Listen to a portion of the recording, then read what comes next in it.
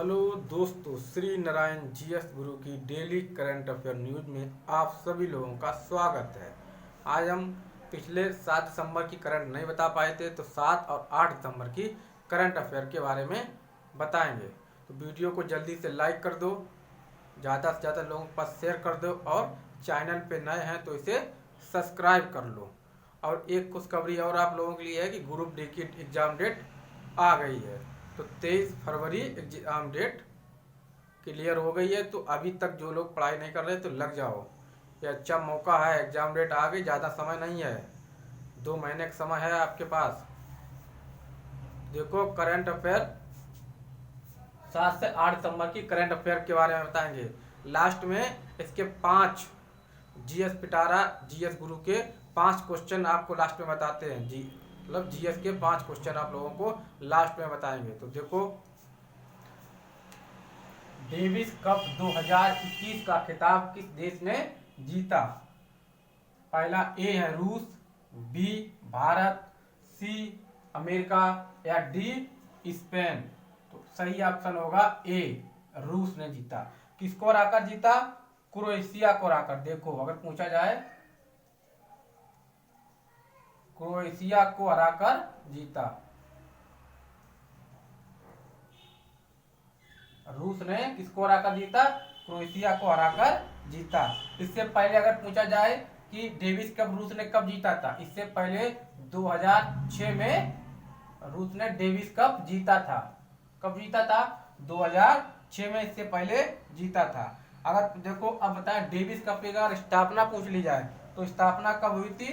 देखो, Davis cup की अगर स्थापना पूछ ली जाए कब हुई थी? 1913 में इसकी स्थापना हुई थी। कब हुई थी? 1913। और इसका अगर मुख्यालय पूछ लिया जाए, इसका मुख्यालय कहाँ है? लंदन, इंग्लैंड इसका मुख्यालय है। डेविस कप ये पुरुषों का कप है, ध्यान रखना। डेविस कप जो है ये पुरुषों का कप है, कभी कभी पूछ लिया जाता है। तो इतनी चीजें आपको इससे याद रखनी है। तो देखते हैं अगला क्वेश्चन। तो देखो दोस्तों, अगला क्वेश्चन, 100% कोविड-19 टीकाकरण करने वाला भारत का पहला राज्य बन गया है। आपके ऑप्शन है ए उत्तराखंड, बी राजस्थान, सी हिमाचल प्रदेश या डी एमपी मतलब मध्य प्रदेश। कौन सा राज्य बन गया है? सी ऑप्शन होगा, हिमाचल प्रदेश। 100% टीकाकरण करने वाला भारत का पहला राज्य बन गया। तो हिमाचल प्रदेश के सीएम कौन है इस टाइम? जयराम ठाकुर, यहाँ के वर्तमान में सीएम है। देखो अगला क्वेश्चन, हाल ही में विनोद दुआ का निधन हो गया, वे कौन थे? ऑप्शन ए पत्रकार, बी अभिनेता, सी कवि या डी राजनेता। कौन थे? वे एक जाने माने पत्रकार थे। और देखते हैं अगला क्वेश्चन, अंतरराष्ट्रीय दिव्यांग जन दिवस कब मनाया जाता है? अंतरराष्ट्रीय दिव्यांग जन दिवस मनाया जाता है 3 दिसंबर को। ऑप्शन नंबर डी आपका सही होगा। कौन सा? डी। फिर देखते हैं अगला क्वेश्चन। देखो दोस्तों अगला क्वेश्चन, मोपला विद्रोह किस राज्य से संबंधित है? आपके ऑप्शन है ए राजस्थान, बी पंजाब, सी केरल या डी गुजरात। तो किससे संबंधित है? केरल से। कई बार ये क्वेश्चन एग्जाम में पूछा भी गया। कब शुरू हुआ था? ध्यान रखना, 1921 में हुआ था। मोपला विद्रोह अगर पूछा जाए कब हुआ था? 1921 में हुआ था। किस राज्य से संबंधित है? केरल से संबंधित है। फिर देखते हैं अगला क्वेश्चन, हाल ही में जर्मनी का नया चांसलर किसे बनाया गया?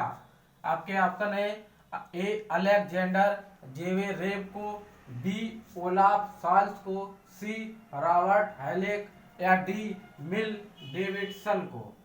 कौन सा ऑप्शन सही होगा? बी ओलाफ शॉल्ज को। ये आने वाले एग्जाम में क्वेश्चन पूछा जा सकता है कि हाल ही में जर्मनी का नया चांसलर किसे बनाया गया है? ओलाफ साल्स को, एंजेला मार्केल को हटा के। तो ध्यान रखना ये क्वेश्चन इंपॉर्टेंट है। ओलाफ साल्स को जर्मनी का नया चांसलर बनाया गया।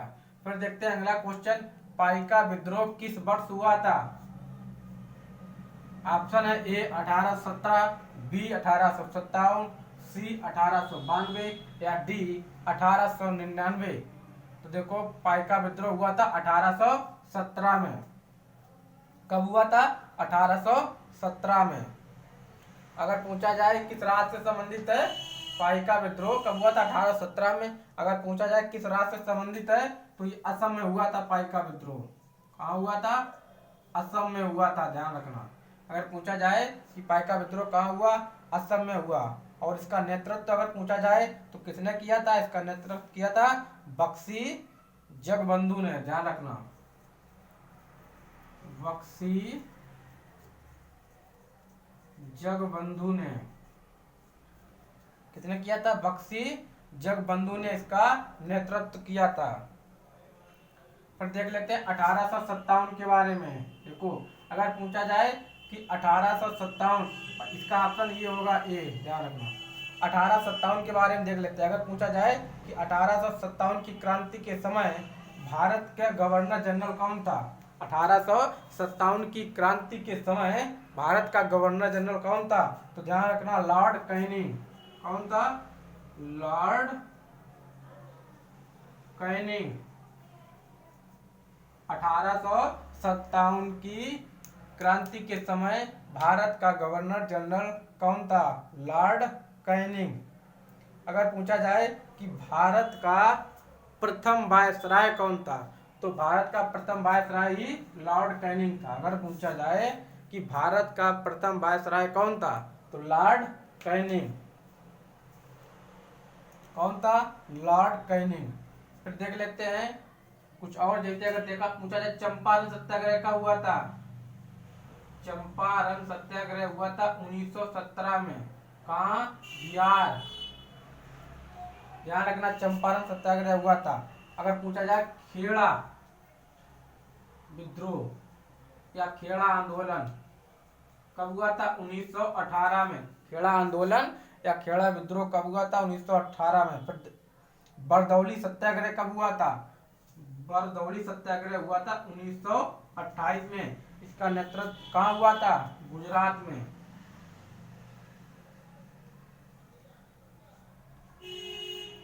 इसका नेतृत्व किया था वल्लभ भाई पटेल ने।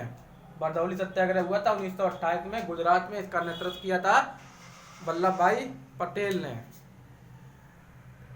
देखो दोस्तों फिर अगला क्वेश्चन कि विश्व तीरंदाजी चैंपियनशिप 2025 का आयोजन किस देश में किया जाएगा? आपके ऑप्शन है ए कतर, बी भारत, सी तजाकिस्तान, डी दक्षिण कोरिया।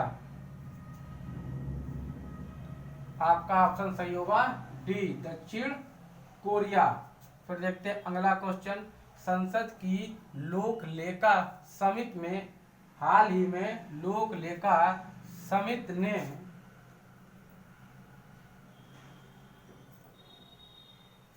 ने हाल ही में अपनी स्थापना के कितने वर्ष पूरे किए? आपके ऑप्शन है ए 75 वर्ष, बी 100 वर्ष, सी 125 वर्ष या डी 150 वर्ष। तो कौन सा ऑप्शन सही होगा? बी। कितने वर्ष पूरे किए? 100 वर्ष पूरे किए हैं लोक लेखा समिति ने।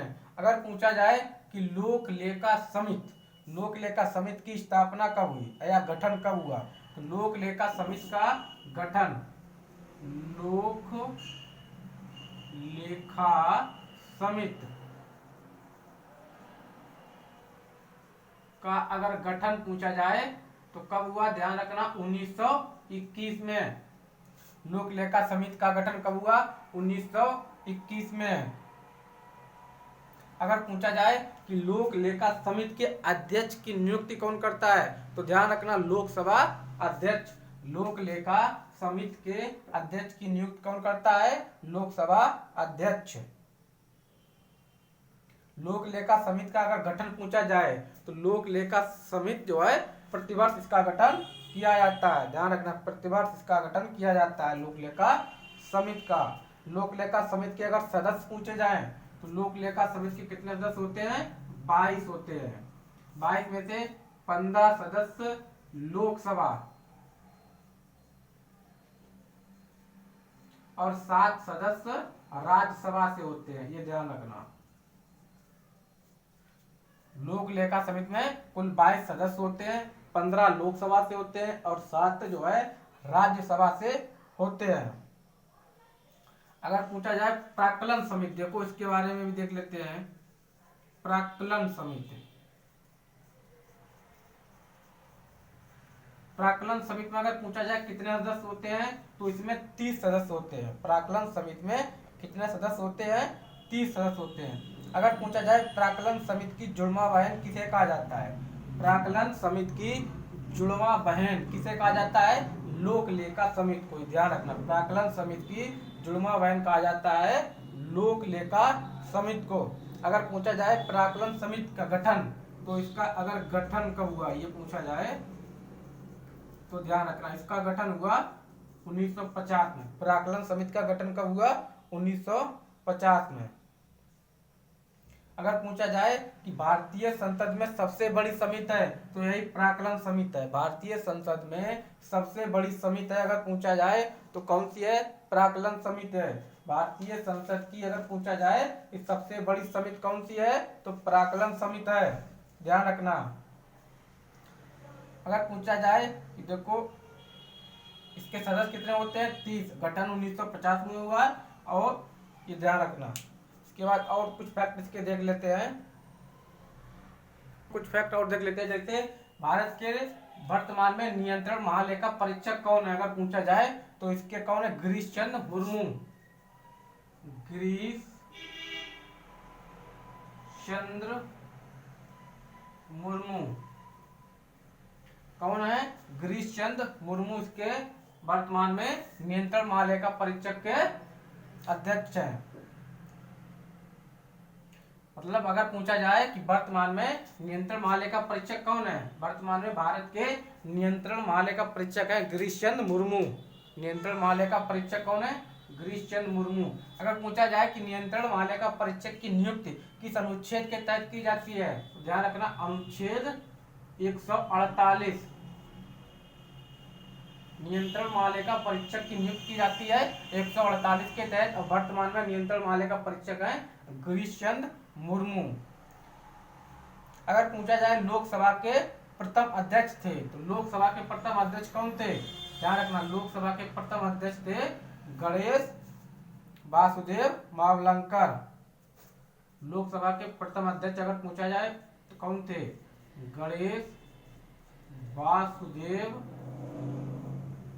वासुदेव मावलंकर लोकसभा के ये प्रथम अध्यक्ष थे। गणेश वासुदेव मावलंकर लोकसभा के प्रथम अध्यक्ष थे। अगर पूछा जाए लोकसभा की पहली महिला अध्यक्ष कौन थी? लोकसभा की पहली महिला अध्यक्ष थी कौन थी? मीरा कुमार। लोकसभा की पहली महिला अध्यक्ष थी मीरा कुमार। ध्यान रखना। तो देखो दोस्तों, अब जीएस ज्ञान का पिटारा, जीएस ज्ञान के पिटारे में आपके लिए क्वेश्चन लास्ट में पर डे लेके आते हैं। तो देखो आज कौन से क्वेश्चन है जीएस ज्ञान के पिटारे में। सबसे पहले देखते हैं कि भारत की नवीनतम शास्त्रीय भाषा कौन सी है। भारत की नवीनतम शास्त्रीय भाषा कौन सी है? तो कौन सी है? ध्यान रखना, उड़िया। उड़िया है। कितनी नवीनतम शास्त्रीय भाषाएं हैं? 6 हैं। ध्यान रखना, सबसे नवीनतम उड़िया है। और अगर पूछा जाए सबसे पुरानी अगर पूछ लिया जाए तो तमिल है। ध्यान रखना, सबसे पुरानी तमिल है। सबसे पुरानी तमिल है। फिर देखते हैं सेमरू ज्वालामुखी किस देश में है? सेमरू ज्वालामुखी किस देश में है? सेमरू ज्वालामुखी किस देश में है? ये ध्यान रखना, इंडोनेशिया में। देश में है इंडोनेशिया। सेमरू ज्वालामुखी किस देश में है? इंडोनेशिया में। फिर अगला देखते हैं 1857 का स्वतंत्रता संग्राम किस गवर्नर जनरल के समय हुआ था? किसके समय में हुआ था? Lord Canning. लॉर्ड कैनिंग यही भारत के प्रथम वायसराय भी थे, लॉर्ड कैनिंग। फिर देखते हैं धुआंधार जलप्रपात किस नदी पर है? धुआंधार जलप्रपात किस नदी पर है? नर्मदा नदी पर। नर्मदा नदी पर है, जबलपुर में, जबलपुर। फिर देखते हैं कि बजट किस अनुच्छेद से संबंधित है? बजट किस अनुच्छेद से संबंधित है? अनुच्छेद 112। बजट किस अनुच्छेद से संबंधित है? अनुच्छेद 112 से। फिर देखते हैं आलू किस कुल का पौधा है? आलू किस कुल का पौधा है? सोलेनेसी। सोलेनेसी कुल का पौधा है आलू। अगर पूछा जाए किस कुल का पौधा है? सोलेनेसी। अब सोलेनेसी के और कौन कौन से पौधे हैं वो भी देख लो। टमाटर, ये भी सोलेनेसी कुल का पौधा है। बैगन, बैगन सोलेनेसी कुल का पौधा है। मिर्च और तंबाकू, तंबाकू, मिर्च, बैगन। देखो आलू किस कुल का पौधा है? सोलेनेसी। टमाटर सोलेनेसी कुल का पौधा है। बैगन, मिर्च और तंबाकू ये भी सोलेनेसी कुल के पौधे हैं, ध्यान रखना, ये भी सोलेनेसी कुल के पौधे हैं। फिर देखते हैं अगला क्वेश्चन, श्रीलंका की सबसे लंबी नदी है। तो श्रीलंका की सबसे लंबी नदी कौन सी है? बताई थी महावेली गंगा। महावेली गंगा श्रीलंका की सबसे लंबी नदी है महावेली गंगा। तो वीडियो अच्छा लगे तो लाइक शेयर और सब्सक्राइब जरूर करें। मस्त रहें, व्यस्त रहें, पढ़ते रहें। मिलते हैं अगले वीडियो में।